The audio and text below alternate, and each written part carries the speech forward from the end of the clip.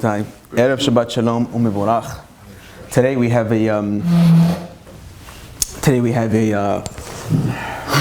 mission to embark on.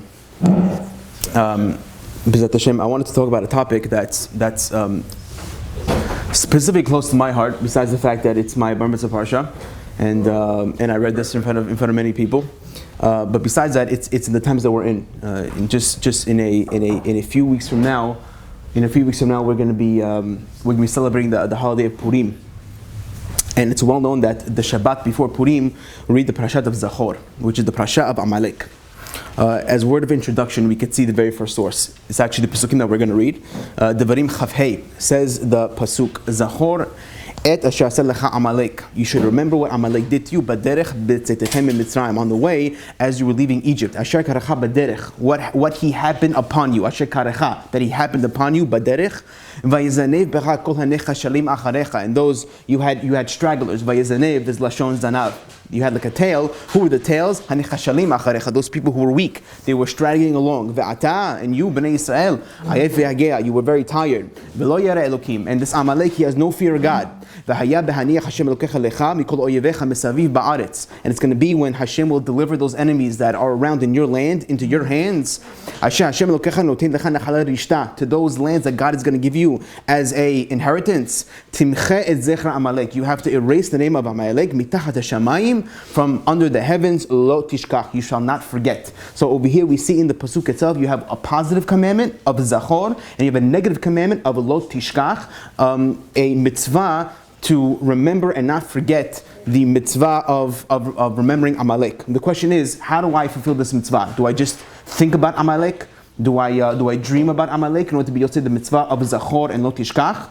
How exactly does this work? So the Gemara in Masechet Megillah tells us, says in the next source, number 2, Megillah Daf Yud Chet. Zachor, says the Gemara, that the Torah says I have to remember Yachol Belev. Maybe you'll tell me I have to remember in my heart. Says the Gemara, that can't be. Kishomer Lo Tishkach, in the negative commandment of Lo Tishkach, that I cannot forget. Hareshikha Halev Hamur. Then I already know Lo Tishkach because that's in the heart. So how do I remember the word Zachor? Says the Gemara, Ma'ani Mekayem Zachor. How do I fulfill the mitzvah of Zachor? Says the Gemara, Bape. I have to verbally remember what Amalek did as we were leaving Egypt. So the question is, how often? How often does a person have to come along and say, Rabotai Zachor, I remember? Maybe every single day after Shahadi, he has to bang on the table, Rabotai, Zachor Amalek? Exactly. Or maybe after, once a month, Rosh Chodesh, Rabotai, Zachor Amalek? How often do we have to fulfill this Gemara that says, Zechirah Zafika Bapeh? Well, the Chinuch takes care of that. It says the Chinuch in source number 3 in Mitzvah Taf Resh Gimel. That's 603. Midnei HaMitzvah. What is the essence of the mitzvah? Masha amnu zichron lebracha shechayuv zichira zu hi balev ubapeh. It's both. You have to remember it. You can't forget it in your heart. You have to remember it with your mouth. V'cheni b'sifri. He quotes a sifri. Zachor et asher asa lecha Amalek yachob levabecha. He's quoting the Gemara again. Maybe I'll tell you that the zichira is in your heart. Kashomer lo tishkach harei shichat alev amur. Lo tishkach is in the heart. Hani mekayem zachor sheteh shoneh b'ficha. You have to repeat it inside your mouth. Says the chinuch. V'dai lanu b'zeh. Incredible. According to the Chinuch, something we never heard about, it's enough to do Zechirah once a year, or even once every 2 years, or maybe even once every 3 years. Just to say the word Zechirah, it's enough to fulfill the pasuk of Zechirat Amalek, according to the Chinuch at least. What do we get our minhag from ever? Why do we remember Amalek at least once a year? So the source for me is the Khatam Sofer. I'll tell you what he says outside, then we go inside. Says the Khatam Sofer, I have a problem. What's the problem? The Torah says Lo Tishkach, that I cannot forget. Now, I have to find, Khatam Sofer says, a source in the Torah where it also says Lo Tishkach, and by that Lo Tishkach, it gives me a time limit. Once I find the source where it says Lo Tishkach, and there's a time limit, I can apply that Lo Tishkach with the time limit to the Lo Tishkach by us. Says the Khatam Sofer, B'siyata Dishmaya, I found it. I found where it says in the Torah Lo Tishkach, and it gives me a time limit. Where is that? It's dafka by the law of when a person loses an item. The Gemara says that when a person loses an item and the person finds it, he has 1 year in order to announce it. Every single Shoshel Ganim, for let's say he founded by Sukkot, he has Pesach, Shavuot, Sukkot, he has to announce, Rabotai, I found an iPhone. Rabotai, I found an iPhone. He has to do it for a year straight. Once he does it for a year straight, and by the way, it says Lo Tishkach by the Mitziah, by lost object. That's how I know that when it comes to losing objects, you have a year to announce it, but by then it says Lo Tishkach. Therefore it says the Hatam Sofer, I found the perfect source. Over there by the Mitziah it says Lo Tishkach. And I have a time limit of 1 year. So I'll apply that Lo Tishkach in 1 year time limit over to us. Says the Hamtasur, by the way, this has a nafkamina also to another halakha. It says when a person by Mela loses a relative, how long does a person have to remember the relative where he has to cry over the relative? Well, says Hatam Sofer, it also says by the relative Lo Tishkach. And since I know by Mitziah it's 1 year, Lo Tishkach, I'll apply that same rule to a relative, also Lo Tishkach by 1 year. We can read the Hatam Sofer inside. Source number 4. Shut Hatam Sofer.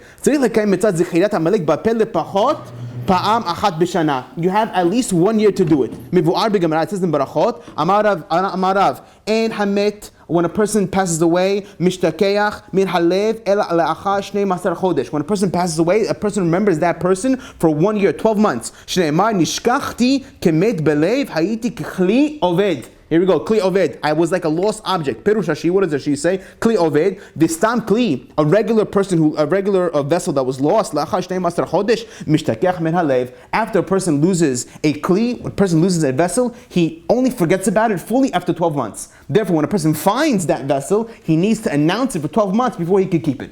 Therefore, it says Rashi, the Yeush Ba'alim, when it comes to giving up on an item, a person doesn't give up on an item until 12 months pass. He quotes the Gemara, Baba Mitziah, Misha Matzakli, person that found a vessel, or Shum Mitziah, or any vessel for that matter. Hayav Lahachriz Shalosh Agalim, he has to announce it for 3 holidays. Vini Mitzahar Sukkot, if he found the item after Sukkot, Tzarich Lahamtin, Ulachriz Bepesach, Uba'atzeret Ubechag. He has to announce it for Pesach, Shavuot, and then the next Sukkot after. He has 1 year in order to announce, but he gets to keep it. After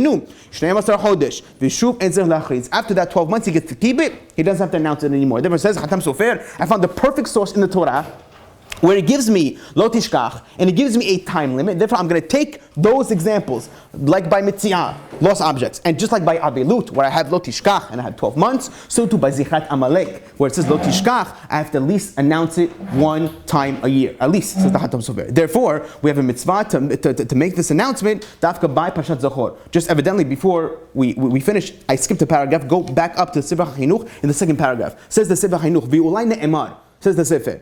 We have a minhag that every single year we read Pashat Zachor. Likrota b'Shabbat miyuchad b'chol shana Torahi. It's mitzvah d'oraita to read Pashat Zachor every single year right before Purim, Shabbat before Purim. The reason why this mitzvah is dafka set up on this Shabbat, which is right before Purim, it's forever going to be there.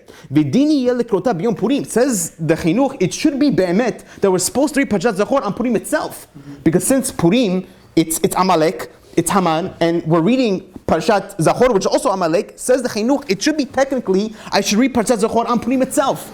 However, the Chinuch, why don't we do so? It has to do with what we're reading. Because Haman Harasha was indeed from the fact of Haman itself. Says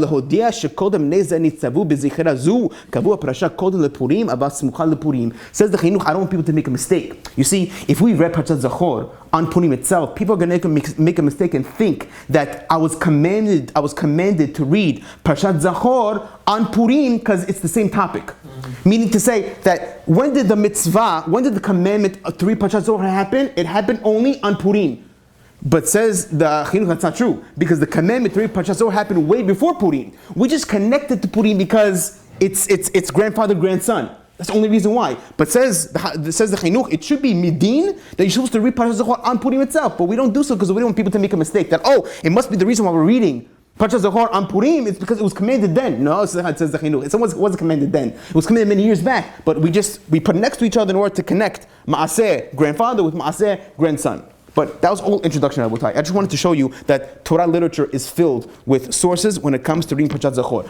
There are dozens, if not hundreds, of Rabbanim, Rishonim, and Acharonim discuss the Inyan of Parshat Zachor. And therefore, I wanted to know, the Torah that we have, it's not just a book of stories or book of laws. It's supposed to give us, in Hebrew we call it nafkamina. In English we call it the practical difference. The Torah is milashon boreh, that we're supposed to learn lessons from the Torah itself. Therefore, I wanted to know, what is the point, what is the lesson behind having a mitzvah d'oraita of zichira and the mitzvah lo taseh of lo tishkach? Why do we do this? For what do I have to remember Amalek, that he attacked us as we were leaving Egypt? For what? I understand the Torah tells us to do it, but what's the reason behind the mitzvah? What's the lesson that it's supposed to teach us? So Rabotai, that was an introduction. Now we start the class. Why? Main question of the class. Why do we have a mitzvah every single year to do zichirat Amalek lo tishkach? What is the lesson behind it? What is the nafkamina? What is the practical difference? What do I take home with me to remember Amalek once a year, every single year? Says the fifth source. There's a rabbi called Notzer Hesed. His commentary is on Mishnah in Pirkei Avot. Mishnah, Perek Aleph, Mishnah Tet Zayin, that's 116. Says the Mishnah, Ban Gamaliel Omer, Haya Omer, Aseh lecharav, a person should make for himself a rabbi, v'histalek min hasafek, and he should distance himself, he should go away from doubt, meaning to say that when a person has a person he could talk to, when a person he has somebody he could confide in, a lot of times, but I mean, people have issues in their lives. Even not only big issues, but even small issues, and sometimes it helps just to unload your burden. And how do we do that? We go to a friend and we say, listen, I'm having an issue. You talk about it with him. And therefore, says Rabban Gamliel, that when a person has a rabbi, asel harav, when he has a rabbi to talk to, histalek min hasafek, then any doubts that he has in his heart, they kind of go away. Even if that person doesn't have the answer to his question, sometimes just the fact that I'm talking about it, you hear people say all the time, the fact that I'm talking about it, I really feel better. Therefore, says the rabbi in Pirkei Avot, asel harav, have a person that you talk to, v'histalek min hasafek. What does it have to do with Amalek? Says the rabbi, Notzer Chesed, in source number 5, asel harav, le'inyan yira b'chasidut. Have a rabbi that you go to, that he gives you yirat shamayim, and he teaches you how to be pious, a pious person. And therefore what? Even if you don't usually go to this rabbi and you ask him mutar or asur questions. Rabbi, could I had a drop of milk that fell into my meat soup. Could I eat the soup? Rabbi, my plata got unplugged on Shabbat. Could I rewarm my food on somebody else's? Not only isur beheter questions, but also let's say we'll call it hashkafat questions or ethical questions. Have a rabbi that you go to for these things. Is tzaddik v'kadosh l'rab. Have a person that's considered kadosh, that you make him your rabbi. V'istelek ayado, and by making a person your rabbi, you will escape safek. Zemin hasafek. What is doubt? Says the rabbi. Klipat Amalek she'ole safek.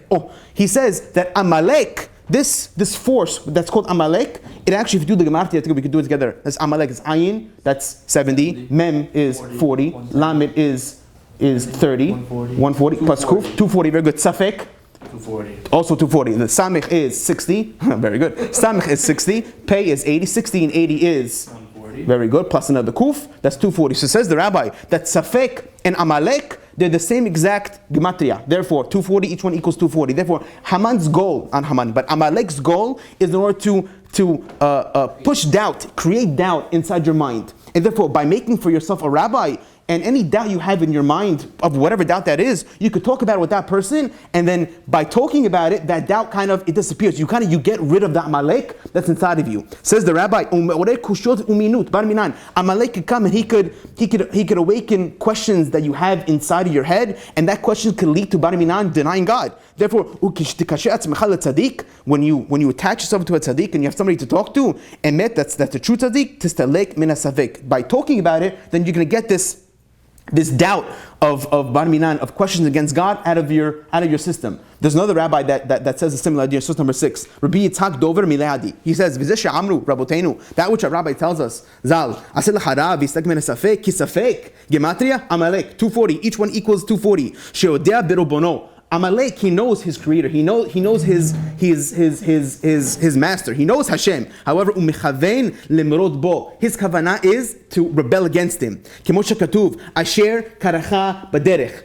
Originally, when I translated it, as if you look in the art school, the way they translate it, asher karacha baderech means that he happened upon you on the way. Meaning, as you were traveling out of Egypt, asher karacha baderech, he happened to meet you on the way. So the rabbi, no, you're reading it wrong. The word karacha means from lashon kar.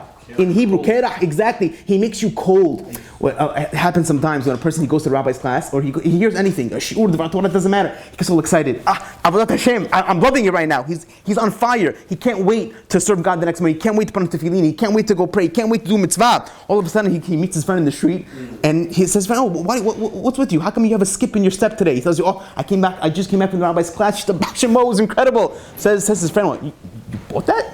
You bought what the rabbi was telling you? Shtuyot, leave it. Don't get so excited to go." Oh, all of a sudden the guy got cooled down. Amalek's goal is to cool us down. When a person is excited about Avodat Hashem, he's excited. I'm going to give tzedakah. The guy, he was at a yeshiva dinner. The rabbi gave a fiery speech. He can't wait. That's it. He's getting up. I'm getting $50,000 to the yeshiva. All of a sudden, Amalek goes into his head. 50,000. It's a little too much. Maybe go a little lower. Your wife's going to be upset. Got to put the kids through school. You have the new car payments, the mortgage. Maybe go 25. After 25, he gets down to 10. After 10, he goes down to 5. Then you had to be giving a 101 to the shul. And in the beginning, you had 50,000 in mind. So Amalek, Asher karacha b'derech, you were fire. He made you cold. The mashal that they give is when Bnei Yisrael, when they came out of Egypt, they were fire. Not one nation, they were all afraid of them. They were shaking from, like we read in the Azay Shir, they were shaking from Am Yisrael.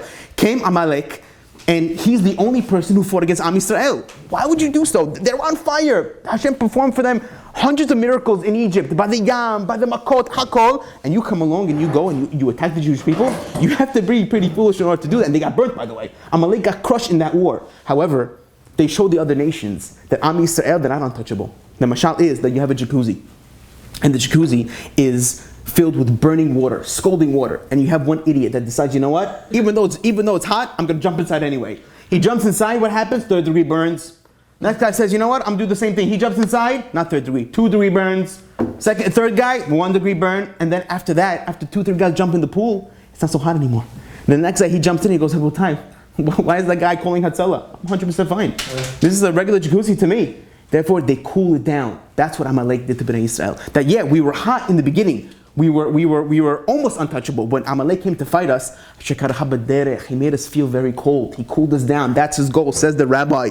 Incredible. He says, it's a force that cools a person down. The whole speech that the rabbi just gave, an hour, that fired the guy up, fiery speech, all of a sudden the guy forgets it. The guy, he got Musar, he got Torah, he got Avodah.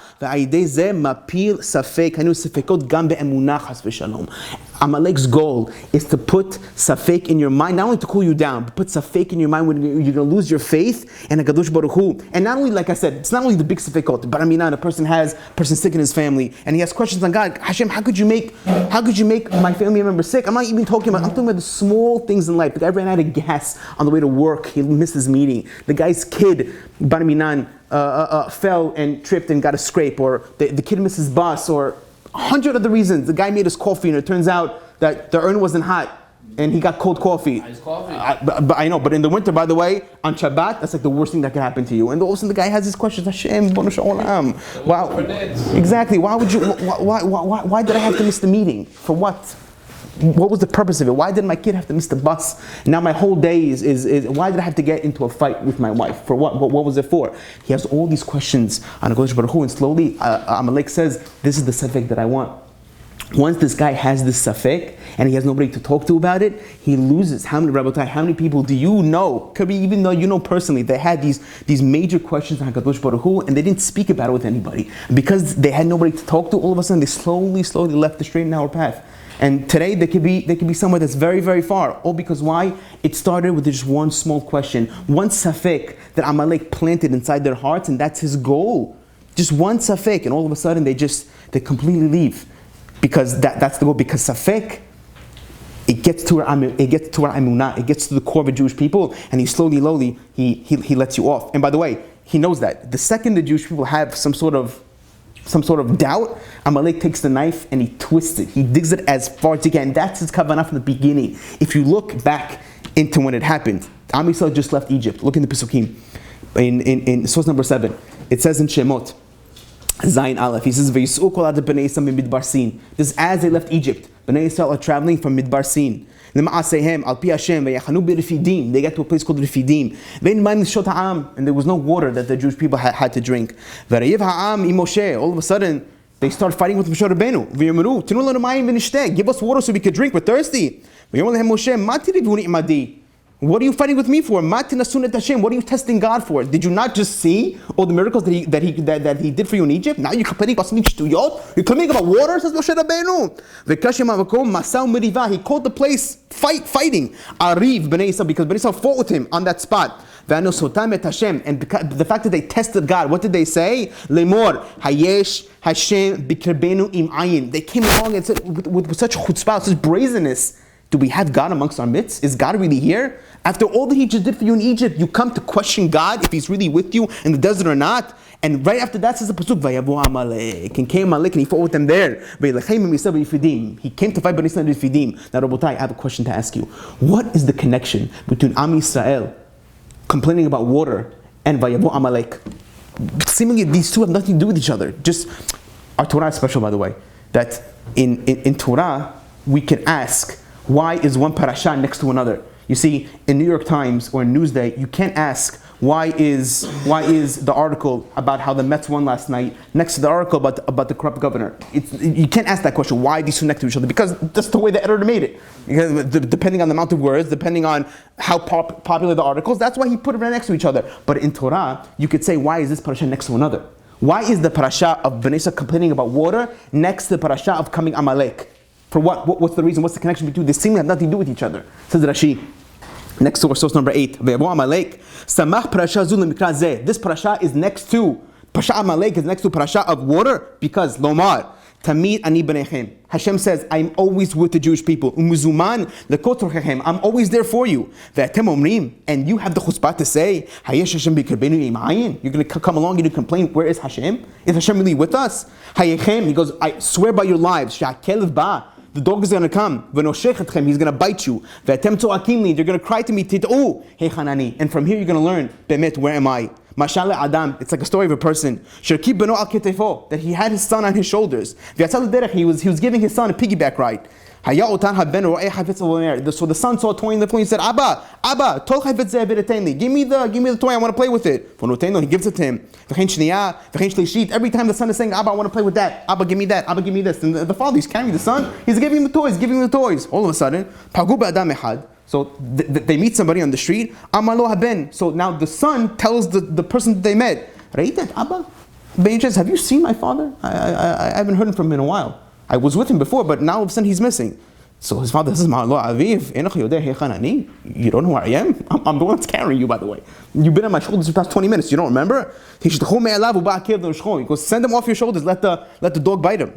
And that's the connection, by the way. That's why, because Bnei Yisrael had a complaint against God by the water, and they said, Hayesh Hashem b'kirbenu ayin. Hashem says, you don't know that I'm carrying you the whole time? You don't know that I'm right here? All you have to do is ask for it and I'll give it to you. And all of a sudden you have this doubt about where is God, where is not. That's why Amalek came. He says, you want to see where I am? Vayavu Amalek. Now Amalek is coming, he's going to teach you a lesson of where God is. I'm not even going to help you, by the way. You're going to have to fend for yourselves. The Abarbanel has a very similar pashat. I'm going to read it to you. But first he asks 3 major questions of the whole sugya. He asks 10 or 11 questions, and he has a whole arichut. It's beautiful, ayin sham. But for our purposes, he asks 3 major questions on the sugya. Says the Rabbanel. Ashayla Aleph. The first question says the Rabbanel. Why all of a sudden did Amalek decide to come now and fight with the Jewish people? For what reason? Did he have a problem with them? It's not like the Jewish people, they had to go through his land to get out of Egypt. They didn't even go close to Amalek. It's not like he was also buddies with Paro. Oh, because you mess with my friend Paro, I'm going to come and avenge him. No, Amalek and Paro had no connection, by the way. They're probably also enemies, by the way. So therefore, why did Amalek come and fight with Bnei Yisrael? What are you fighting a battle that's not yours? What are you sticking your nose into business that's not yours? Dafka now came as we're leaving Egypt in order to fight with Bnei Yisrael? Sheila Aleph. Sheila Bet says the Barbanel. Oh, it's a great question. If you look in the Pesukim in the wartime, it was Moshe Rabbeinu's war that he had to fight. And all of a sudden you see Moshe Rabbeinu, he balks. He says, no, I'm not going to fight. I'm going to send Yehoshua. Yehoshua, you go fight this. You go fight Amalek. Says the Barbanel, why? You don't see that God commanded Moshe Rabbeinu to tell Yehoshua to go fight the war. It seems like Moshe Rabbeinu did it on his own. Why send Yehoshua? Hashem did a commandment on this. Why didn't Hashem himself go and fight with them? Like he did by Yam Suf, Hashem yilchem lechem. Why did Moshe go and fight on his own? How he's the commander. If you want to tell me that Moshe Rabbeinu was too old to fight, that can't be. You see that later after this story, Moshe Rabbeinu did fight. He fought in the war of Og and Sichon. So don't tell me that Moshe Rabbeinu was too old to fight with Amalek. But that's not true, because we see that in later wars he fought. Therefore, what's Peshat? How can we send Yehoshua? Question number 3. Says the Rabbi. This was the first question, but I'm saying it as number 3. Another great question. In the story, we see that as the Jewish people were fighting, what was Moshe? He was on the mountain. He was on Har Sinai. And what was he doing on Har Sinai? He was praying. Every time he rose his hands up, Jewish people were winning. Every time he put his hands down, Jewish people were losing. And you had Aaron Bechur holding up his hands. Says Rabbi Benel, what's going on over here? Why can't you just pray from his tent? Why you have to be on Dafka on the Rosh of the mountain? What's going on with the Rosh of the mountain? We never see Moshe Rabbeinu at any other time besides the war with Amalek. All of a sudden he's fighting on the Rosh of the mountain. For what reason? Go down, fight in your tent. Probably even more comfortable in the tent. Says Rabbi Benel. השאלה ד' למה הוא צריך משה לעלות על ראש הגבעה להתפלל על ניצחון ישראל? I guess, ומטה האלוהים בידו, או מטה האלוהים בידו, he was holding God's staff in his hands, וכאשר הרים משה ידו גבר ישראל, עד שזכו אהרון ויכול לתמוך בידיו, they had to hold his hands up, ולא מצינו שעשה משה כן בשום מלחמה אחרת, he didn't do this in any other war, ולא בעשותו שום נס, not in any of the miracles that he performed, that Moshe Rabbeinu stand on the Rosh of the mountain, on Har Sinai. So I don't know in the sense that the Rabbi know what's going on with these 3 questions. Number 1, why did Amalek Bichlal decide to fight with Bnei Israel now? Why did Moshe Rabbeinu command Yehoshua to fight? And number 3, why did Moshe Rabbeinu go up to the mountain and fight and to pray? He didn't do this in any other times. Why didn't he do it by his tent? Why didn't he do it exactly? Weren't they like encouraged when they saw him lifting his hands? He said, "Whoa, Moshe." Maybe it could be. Yeah, it could be. But encourage them in a different way.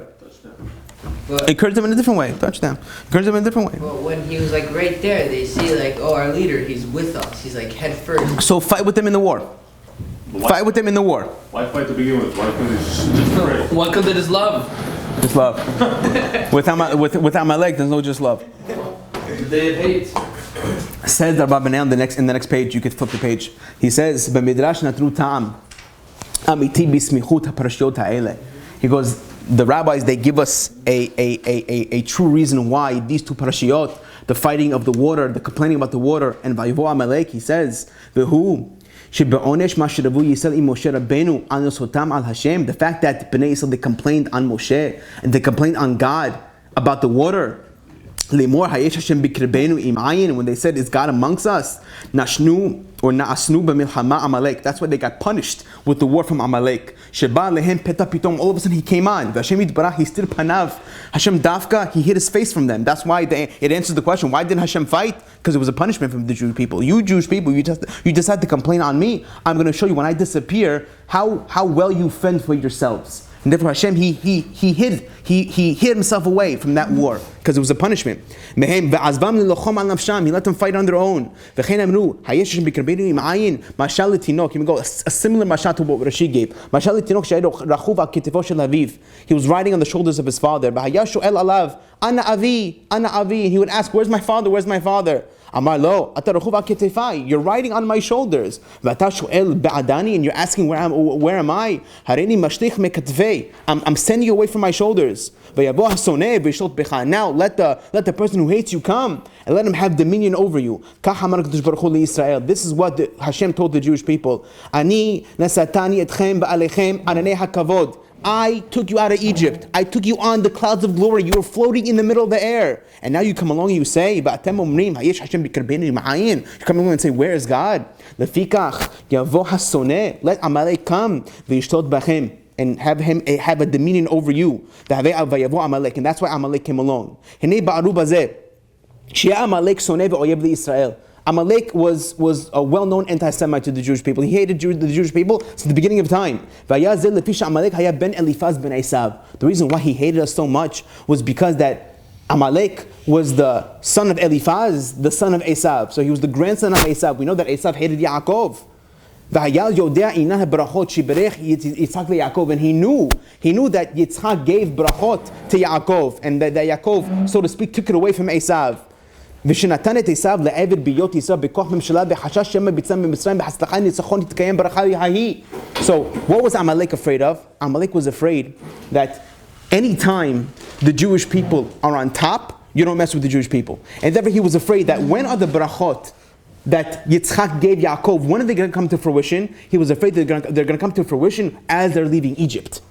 And therefore he said, I'm going to read it inside one more time. והיה יודע עניין הברכות שברך יצחק ליעקב ושנתן את עשיו לעבד בהיות ישראל בכוח ממשלה בחשש שמא בצאתם ממצרים בהצלחה וניצחון תתקיים הברכה ההיא. He was afraid that when Am Yisrael are on top, when they won Egypt, he was afraid at that moment the brachot of Yitzchak are going to come true. ותתקיים ברכה היא, וחשב עם זה שאמר הזקן לעשיו, והיה כאשר תריד ופרקת עולו מעל צוואריך. He was afraid, or he knew that when Am Yisrael are weak, when Am Yisrael are rafu yedehem b'Torah, when they're missing in their emunah, when Am Yisrael are in tzafek with God, he knows that that's when Esav could come, and that's when he can be matzliach. And therefore says the Rabbi v'amar lo gam kein v'al harbecha tichyeh. When the Jewish people are missing in their emunah, when they have tzafek in their emunah, when their hands are loose in Torah, that's when Esav has his harbecha. That's when he has the sword. Tichyeh u'mprei zeh kulo hitoded Amalek lavo me'atzo bezadon v'ro alev lechem beYisrael. And that's why Amalek was encouraged, so to speak. He was encouraged, so to speak, to fight with the Jewish people at this time. They were tired at this time. They had no experience in war. They were a bunch of slaves until now. Clearly, if 3 million people didn't try to escape Egypt at this point, he says it must be that they have no fighting skills, and therefore, what is a new nation in the desert? How could they beat Amalek, which is well-trained warriors? He said, it's my time to fight them at this point. They thought that the Jewish people in the Midbar, where they're going to find 3 million pieces of bread? Not going to find it. And therefore Amalek thought they were exhausted, and they were hungry, and they were tired. He said, it's no time better than now to fight with Am Yisrael while they're in the Midbar. He said it's my time to fight with Am Yisrael. All the miracles that they experienced in Mitzrayim and by the sea. He thought that it was happenstance. It was sorcery. Because of that, he had no reason to fear them. The Bnei Israel, they were on a very high level compared to now. At this point, and when they were complaining about water, they were only worrying about serving Hashem. So didn't Hashem know that when they were asking for water, they only wanted it so they could serve Him better? They were saying, we want water, so why should they want to serve Him? Really? So if you want to serve God better, then you ask where Hashem is? If you're right, and they only wanted the word to serve Him better, why would they say, Hayim Hashem bikirbeinu im ayin? That doesn't make any sense. You want to use water to serve God. You complain in that fashion. So say, we want water, so Hashem, we could serve you better. Don't say, Ha'im yesh Hashem bikarbenu im ayin. That doesn't make sense. We didn't have water here for like 3 days. Everyone was bugging out, so I can understand. Probably the clouds of glory were not there at the time. Kanir'eh, they didn't get them yet. Oh, they didn't get them yet. Could be they didn't get them yet. Oh yeah, that's true. They all came one time, right? Yeah. But When did the clouds of glory come though? Like, was there a specific thing to say, okay, now they got it? Or is it the second they left Egypt? liquid sugar. After Kiryat Yam Suf, then they got it? It could be, yeah. Maybe. Liquid sugar. So now listen, now watch. Good, but did they answer why you were sure? Not yet. Rabotai, the next source. Morty, are you sitting down? No. You're blocking the camera. Source number 10. I need water. That's what we're talking about. Source number 10, Rabotai. This is a bonus source. I wanted to throw it in here because it's such a beautiful pshat by the Hadass Zekinim. It has nothing to do with the class, but it does give another reason why Amalek decided to fight Bnei Israel now. He says the Hadass Zekinim as follows: Amalek nimtzah b'midrash. I found the midrash. He says, Esav hishbiya et Elifaz beno laharog et Yaakov. So as Yaakov was living by Lavan's house, Esav made his son Eliphaz swear that he's going to kill his uncle Yaakov. And what happens? Because Yaakov stole the blessings from him. He tricked him out of the Bechor. Therefore, he felt the need to kill his brother. And he didn't want to do it himself, apparently. He wanted to send his son to do it. He told him, my son, my firstborn son, if you kill Yaakov, your uncle, the rights of the Bechor, the rights of the firstborn, are going to go to you. What happened? So what happened? Eliphaz went, he didn't like the idea so much. He went to take advice from his mother, Timnah, which was Esav's wife. Vihi min ato. She decided against it. She said, it's not a good idea. Ve'amra lo beni. She told him, my son, Yaakov gibor mimecha. Yaakov, your uncle, he's much stronger than you. V'yoragecha, and he's going to kill you. Ve'avicha harasha. Your father, the wicked, Shalom Bait over there. If he wasn't afraid from him, Penny Haragu, maybe Esau was afraid that Yaakov was going to kill him. It's always better to kill somebody yourself than to send somebody else. Therefore, it says his mother, what, you think your father's sending you to kill Yaakov because he thinks that you're special? He's sending you to kill Yaakov because he's afraid to kill him himself. Exactly. Avika harasha. Look at this. And therefore what? Miyado yoter miyad yedei acherim. Ma'asa Eliphaz. So what did Eliphaz do? He swore to his father. He has to do kibbut avayim. He swore to his father that he's going to kill Yaakov. He still took his mom. Oh, ma'asa Eliphaz kadei lekeim mitzvat aviv. What did he do in order to fulfill his father's word? Ushvato halach el Yaakov v'natal mimeno kol mamono. Oh, so he went to Yaakov and he robbed him blind. How does that help? Says the Gemara. Says the Rabbi ve'ani chashuv kamet. The Gemara says that when a person is poor, he's considered as if he's dead, and therefore he gave him a halachic status of a person who's dead. Therefore he went back to his father. Yeah, he was lamdan. Therefore he went back to his father and said, Abba, I killed him. How'd you kill him? It doesn't matter. He's considered dead. He could have actually killed him. He could have actually killed him. Maybe. According to Timnah, his mother, Yaakov would have killed him before he would have killed Yaakov. Yes, he couldn't have killed him, and therefore he robbed him instead in order to, because he was afraid of him. The Maaseh. That's what it sounds like. What? Couldn't he also embarrass him? Didn't Yaakov convince him not to kill him and taught him that? Yeah. Kevan, yeah. Not that he robbed him? Yeah. Kevan shara'a Esav. Kevan shara'a Esav. Shelo asa Eliphaz mitzvato. But at the end of the day, Esav found out about it. He found out that his son didn't kill Yaakov. So what did he do? Halach le'Amalek. So he went to his grandson, Eliphaz's son, Ben Eliphaz v'Amalek. Sheyarog Yaakov. Then he told Eliphaz to kill Yaakov. Nitratza Amalek the deviz dekeno Esav. So Eliphaz, he agreed to his grandfather. V'nishbalo she'aragenu. And he swore to Esav, his grandfather, that he's going to kill Yaakov. However, once he heard his grandmother, Timnah, that Timnah told him not to go kill Yaakov either. However, he didn't listen to her this time. He was going for the throat. So when Timnah saw that she couldn't convince her grandson in a logical way, she said, you should know that there is a obligation, there's a chov, there's an obligation on the heads of the Jewish people. They must go down and they must be slaves in Egypt.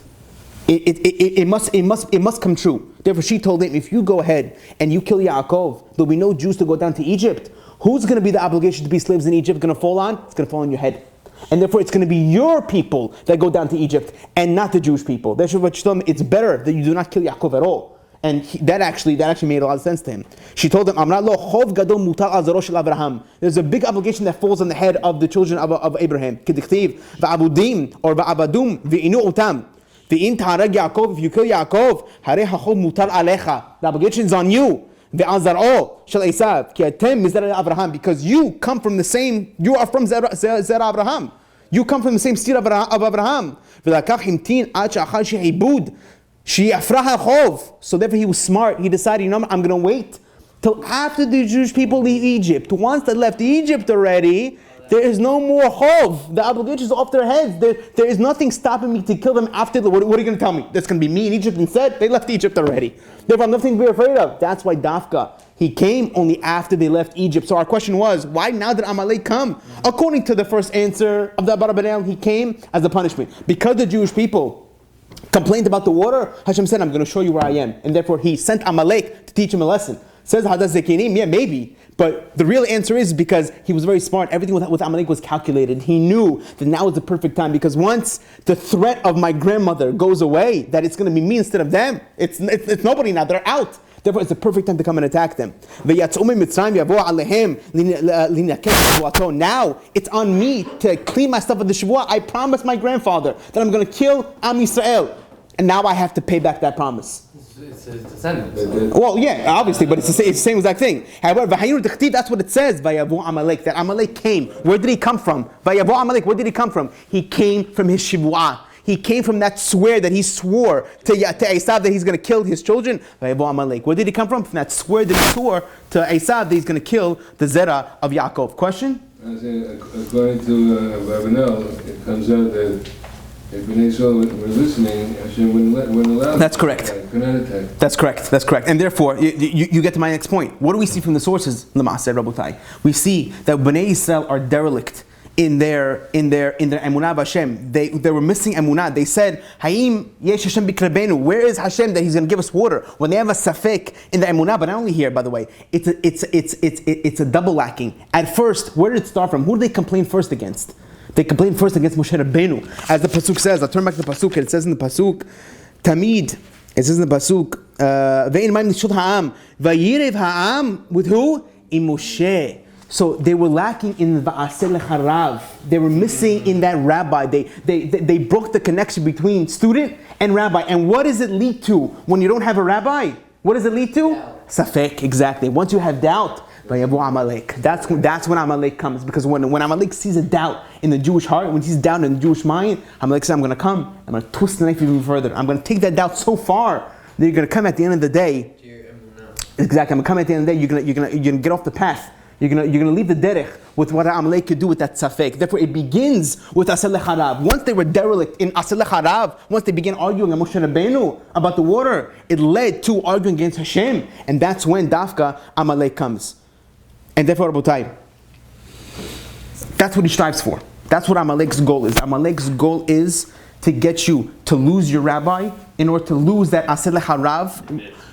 And once you have that break, by the way, once that break is there, the Safek comes in. Once the Safek is there, he says, now I got him. Now I got him. And by the way, therefore that's the key. The key is Aseh Lecha Rav. That's what Amalek is trying to get. That's what he's trying to go against. And once you find that person, he's gonna try his best in order to get all the rationales, all the tricks up his sleeve to get that Aseh Lecha Rav out of the picture. That's his whole goal, by the way. And he's gonna start, and he's gonna tell you, listen, what do you need a rabbi for? What was the Shulchan Aruch written for? you have a question? Open up the book, go to the bookshelf, open up Shulchan Aruch, what does Maran say? And that's it. And then once you tell him, yeah, but not everything's written inside the book. Sometimes you have to have what's called a fifth Shulchan Aruch. Sometimes you have to have what's called common sense. And therefore, where am I going to go to get common sense? After that, he's going to attack your ego. He's going to tell you, listen, what are you going to ask for somebody's help for? Be a man. What are you, a baby? You're a baby? That you need to ask for somebody's help? Figure it out on your own. You're a big boy, solve the problem on your own. He tries to get you to be a lone soldier. Once he tries to get you to figure out the problem on your own, when he gets you to be a lone soldier, that's when all the issues start. Because most people, by the way, Mordechai, most people, they cannot solve the problem by themselves. Why not? Because they only see one track. They don't have anyone to open up. Exactly, they only see one track. The Gemara says in Yebamot that Adam karov etzel atzmo. A person is related to himself. In Hebrew, we call that nigiyut. He's noger b'davar. Exactly. He's the intended party. It happens with Shalom Bayit all the time. If you have a couple that comes to complain, each one has their own way how they're going to solve the problem. The wife has this way, husband has that way, but they don't understand that they're only seeing the problem from their perspective. You need to have sometimes a second party to look at it at a different angle and say, listen, what might work for you or what might work for him, it doesn't work for each other. And therefore, you need that outer look. You need that media. You need a different perspective, and that's what Amalek's goal is. Amalek's goal is try to get that second perspective out of the picture, because he knows that once that second guy is not there anymore, you're going to be stuck with that safek, and that safek is going to eat at your emunah, and you're eventually going to come to forget God.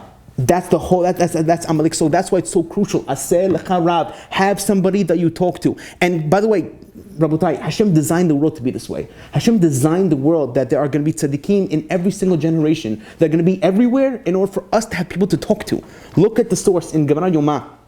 In source number 11, says the Gemara, Amar Rabbi Yochanan, Ra'a HaKadosh Baruch Hu shetzaddikim mu'atim. Hashem saw that there are very few tzaddikim in the generation. Therefore, what did he do? Amad v'shtaltan b'chol dor v'dor. He came and he spread them amongst all the generations, so people can have a connection to somebody. Shneimar ki laHashem mitzukei aretz vayeshet alehem tevel. In every single generation, there's a person that people can have a connection to, that people could talk about their issues, could talk about the safekot with, in order to have that bond between themselves and somebody else, so the safek in their hearts and their minds can dissipate, because Amalek wants you not to asel lecha rav. And therefore, our goal is asel lecha rav. And by the way, Rabbi, I have a secret to tell you. It doesn't have to be a rabbi.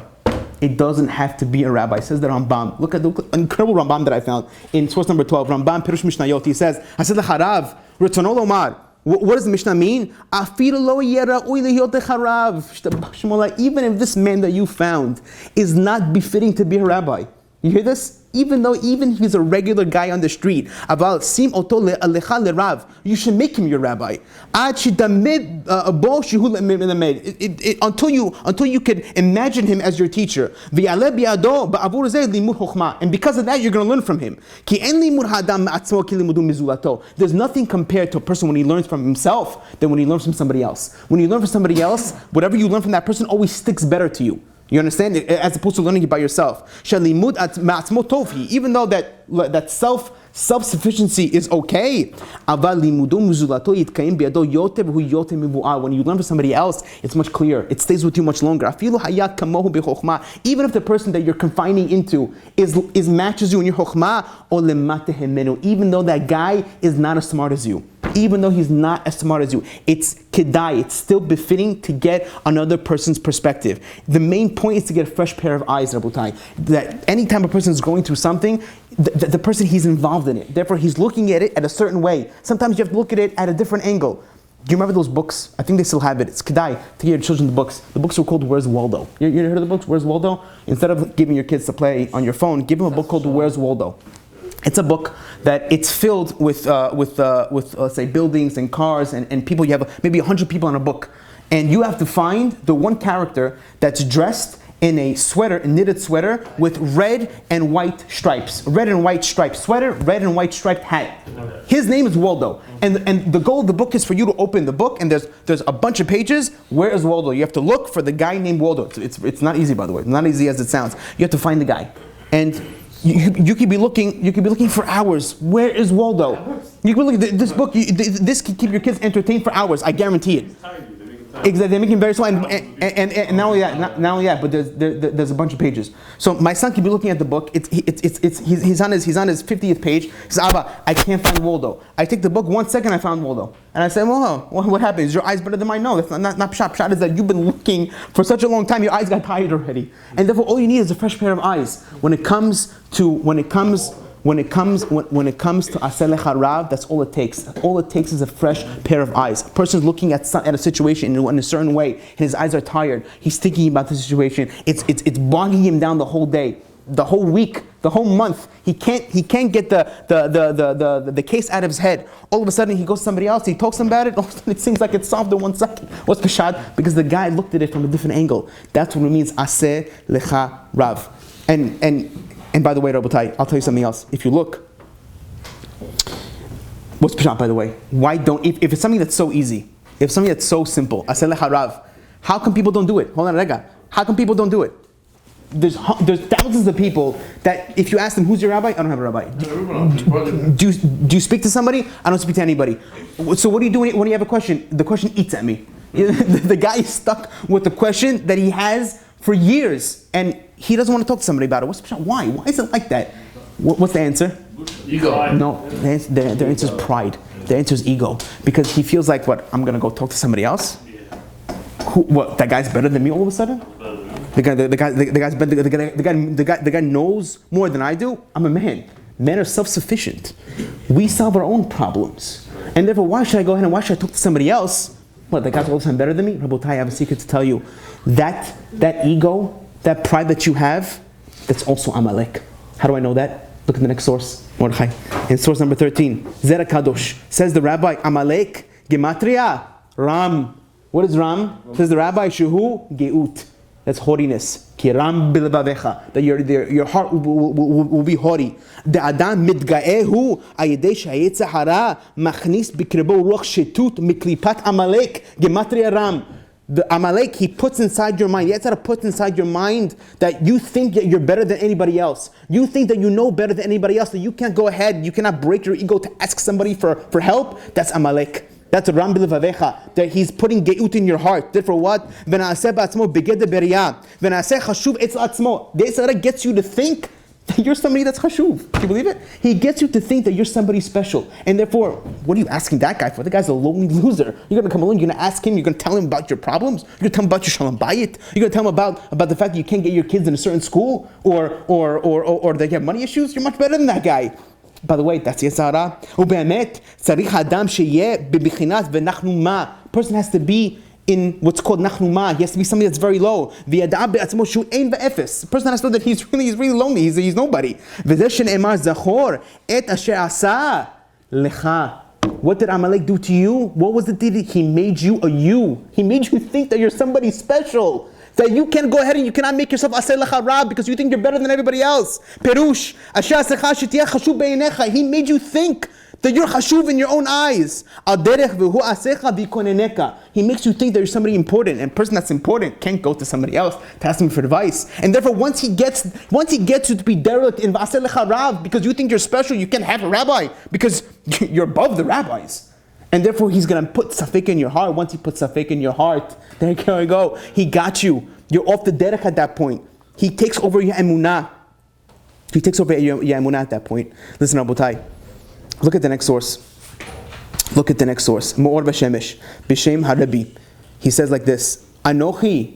Pasuk says, Anochi omed ben Hashem u'benechem. This is Moshe Rabbeinu talking to the Jewish people. He said, it's Anochi, it's me. That's Moshe Rabbeinu, that I stand between you and the Jewish people. Says the Rabbi Darash, Anochi yoto shel Adam.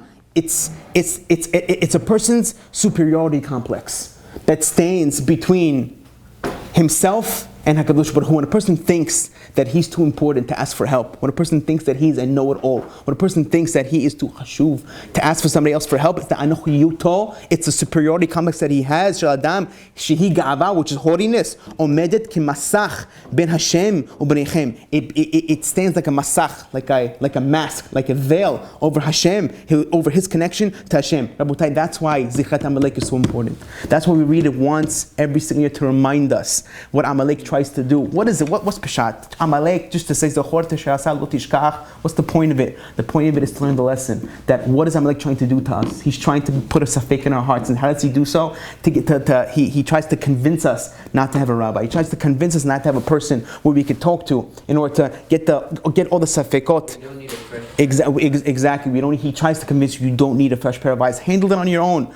He says once you handle it on your own, once you think you can handle it on your own, that's when the problems start. That's why Zichriat Amalek, we read it once a year to remind us. Aseh lecharav, and by making yourself a rabbi, make yourself a friend, not even a rabbi, a friend that you can connect to. V'istalek min hasafek, that you could get Amalek. And by the way, Rabotai, I have a secret to tell you. Who epitomized Aseh lecharav more than anybody else? Yoshua. Hazaku Baruch. It's Yoshua ben Nun who had the biggest connection to his rabbi. Says the next source. Source number 15, Vayidaber Hashem el Moshe. That Hashem spoke to Moshe, panim el panim, face to face, like you're talking to your friend. Kasher yidaber ish el ra'ehu. V'shav el machaneh. And what did Moshe Rabbeinu do? He got back to the tent. Umishrato Yoshua ben Nun na'ar lo yamish mitoch ha'ohel. Yoshua ben Nun never left Moshe Rabbeinu's sight. He was there the entire time. Therefore, says Moshe Rabbeinu, who is a better person to fight against Amalek, who's safek, who tries to get the aseh lecharav, who tries to trick you and think you can do everything on your own? Who's better to fight Amalek more than my student Yoshua? Therefore, it says that about Rabbanel, you had a question. Why did Moshe send Yoshua? Why didn't he just go himself? The answer is because who is the greatest weapon against Amalek? Who could protect us against Amalek? What is Amalek's goal? What is his endgame, Rabotai? His endgame is to stop aseh lecharav and put the safek. And who's the weapon? The weapon is Yoshua ben Nun. He is the man. He is the epitome of aseh lecharav. He didn't leave Moshe Rabbeinu's sight for one moment. Therefore, says Moshe Rabbeinu, I'm going to send my biggest weapon. That's my nuclear bomb against Amalek. That's exactly who I'm going to send. And it answers another question about Rabbanel asked. And why did Moshe Rabbeinu go up to the mountain? Why did he fight Amalek on top of the mountain? Put his hands up, put his hands down. Do it from your hotel room. What are you fighting against Amalek from the mountain? Says based on this we can answer. Because how does Amalek get us to believe that we don't need a rabbi? How does he do it? He puts haughtiness in our heart. What did Har Sinai represent, Rabotai? Why didn't HaKadosh give the Torah on a big mountain? Har Hermon, Har Tabor, Masada. Why did he give it on such a small mountain? In order to signify that Har Sinai is humble. Therefore, says Moshe Rabbeinu, I'm going to fight, I'm going to pray on the most humble mountain to teach the Jewish people a lesson. If you want to fight Amalek, if you want to have a rabbi, if you want to have somebody that you can easily confine into, or if you want to have Asilach Harav, the lesson is anava.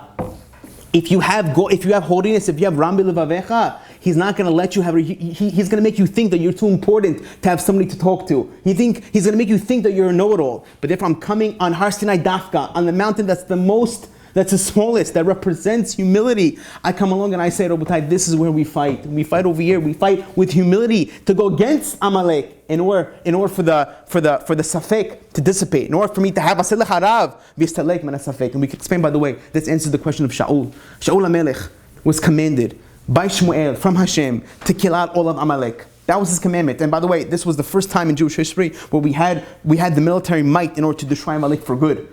And by the way, we were this close. Shaul went out and he killed out most of the people. And Hashem told him to kill out everybody. But Shaul had what we call misplaced mercy. He left the women and children, and he left the behemoth. And by the way, he also left Agag, who was the king of Amalek. He wanted to have the honors of killing him by Shmuel. He says, you know what, he's the prophet, let him do it. And because he left him one more night, he was able to procreate with a maidservant, and that's how the Zed of Amalek continued. No, that was the story. And that turned into an animal or something. No, and that's why we have Haman, by the way. So therefore, says our rabbis, why did Shaul fail? He was this close to destroying Amalek. If he just would have done it, there would be no Amalek to even talk about. There would be no Purim story. Why did Shaul mess up? Look at the next source. Yoma Chavbet says the Gemara. B'sha'a shamar lo kadosh baruch hu l'Shaul lech v'hikita et Amalek. Go and fight Amalek. Amar. Uman nefesh achat amra Torah haba egla arufa al nefeshot halalu al had kama v'kama. If one person dies, our Torah tells us we have to bring in egla arufa. Or the more so, look how many people I killed. There's going to be din v'cheshbon. V'im adam chita, or if v'im adam chata behema ma chata. If a person sinned, why should I kill the animals? What did the animals do? Why did God command me to kill the animals? And if the elder people, if they sinned, if the men sinned, what did the children sin? Why should I have to kill the children? Therefore he left them alive. So therefore a heavenly voice came out and they said, do not be so righteous. But according to the way we're explaining, why did Shaul fail? The answer is because he didn't take etzah from his rabbi. He didn't go to Shmuel Hanabi and ask him, is this proper? It could be that he felt too proud. I'm the king of Israel. Why should I go? Why should I ask the prophet what to do? I'm the boss over here. But Amalek put that safek in his heart that you're too important to ask Shmuel for advice. And because he didn't ask Shmuel for advice, because of that, he failed. Because that he dropped, and because of him, that's why we have Amalek in this world. And you could explain, by the way, Rabotai, that's what the sin was in the story of Purim.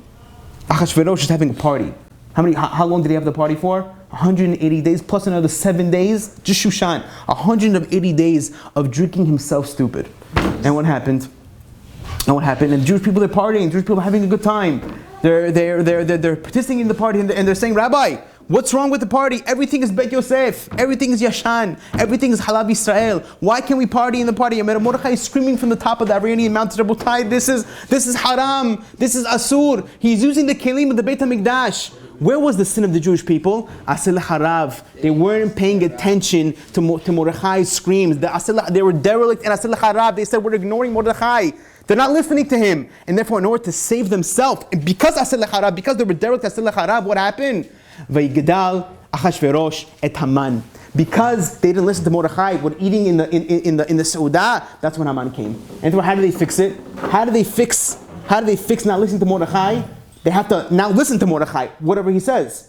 3-day fast, Rabotai. It was on Pesach. Mordechai says we have to fast now. They said, but Rabbi, it's Pesach now. How are we going to fast for 3 days? That's what the Rabbi said. Kimuvi kiblu. We're going to listen to whatever Mordechai says. And therefore what? And right after they listened to Mordechai, right after they made Asil Harav, after that 3-day fast, after listening to Mordechai, it was gone. Haman was thrown out of the building after that. Hung on a 50-foot pole. because he listened to Mordechai at the end of the day. And you can maybe explain, Rabutai, you can maybe explain that this was a tikkun for the Jewish people. Just like the Jewish people didn't listen to Moshe Rabbeinu when it came to the waters, when they had nothing to drink, and they started with Moshe Rabbeinu. They were derelict in Asel Charab by Moshe Rabbeinu, which led them to be derelict in Emunah Hashem. They had to come along many, many years later and listen to Moshe Rabbeinu this time. However, in the form of Mordechai, says our rabbis in Esther, he says, look at source number 17, Esther Rabbah, Ish Yehudi haya b'Shushan habira, Ish melamed shaya Mordechai shakul b'doro keMoshe. That Mordechai was indeed equal to Moshe Rabbeinu. And he brings Pesukim to substantiate. And skip a line. And therefore he says, Af Mordechai ken, dichtiv doresh tov la'amo, v'dober shalom b'chol zaro. Ma Moshe limud Torah liYisrael. Just like Moshe Rabbeinu, he taught Torah to the Jewish people. Af Mordechai ken, dichtiv doresh shalom ve'emet. And says the Haidah, not only was Mordechai and Moshe Rabbeinu comparable in character, in fact, Mordechai was Moshe Rabbeinu. He had a part of Moshe Rabbeinu inside of him. Says the Haidah in a sefer called Chomat Anoch in source number 18. Ish Yehudi ole b'gematria Moshe melamed shaya leMordechai nitzos neshama shel Moshe Rabbeinu. So therefore, the Jewish people in the times of the story of Purim, they came along and they had to fix the het, the sin of Asel Harav, whatever they didn't listen to Moshe Rabbeinu in the time of when they left Egypt, and therefore Vayavo Amalek says this time we have to fix it. And therefore whatever Mordechai says, we have to listen. Whatever tikkun had to be made from Egypt, they had to make the tikkun by the time of the Purim story. Therefore the lesson is Asel Harav, V'stakim in a safek. It doesn't matter who the person is. You can never be too proud to talk to somebody. You never know. A person has a lot of issues. We're human at the end of the day. And a lot of times people could make mistakes. And therefore it is incumbent upon us to find that somebody, to find that somebody special, whether he could be a rabbi, he could be a friend, just that person that has fresh eyes. Asel Harav, V'stalek, min safek. Shabbat Shalom. Rabbi Chanina for the vision. Amen.